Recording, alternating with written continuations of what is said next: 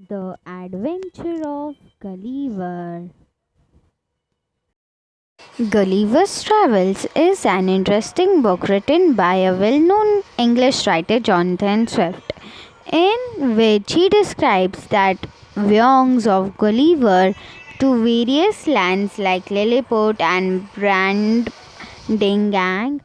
through the character of Gulliver, and these strange sounding lands are imaginary. Gulliver's experience and adventures are written so well that they seem real and true in the life.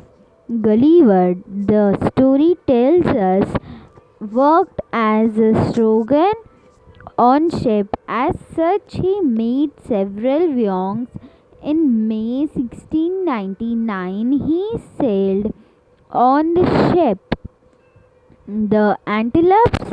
On the return journey in the November, a violent storm sank his ship and Gulliver swam to his life. Late in the evening, he found himself marooned on a strange land, weak and exhausted. He slept for about 9 hours. It was daylight when he woke. Gulliver meets the Lilliputians. I tried to get up from the ground, but I could not move. I was lying on my back. Then I found that my arms and feet were held down to the ground with strings. So, as you can see in the picture, that the Gulliver is tied with the strings and his hair is in the same way. Come on, let us see what will happen with him. My hair, which was long, was held down in the same way. Thousands of strings had been passed across my body so that I could not move any part of me, but could only lie there on my back looking at the sky. So, this sentence tells us that the Gulliver's hair was in the same manner. Thousands of strings had passed across his body, and he couldn't move anything, any of part of his body. So he just lay and saw up at the sky. But what will be the next? Come on, let us see. In a little time, I felt something alive moving on my foot. Then it came over my body and up to my face. Turning my eyes down as much as I could, I saw a man. He was not half a foot high. By his dress, he seemed to be a soldier. Then there came 40 more following the first.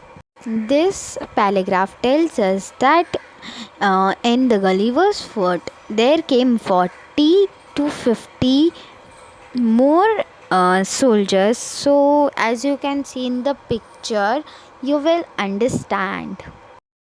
I was so surprised that I gave a great cry. Then they all ran in a great fear. As I was told later, some of them were hurt in jumping down from my side on the ground.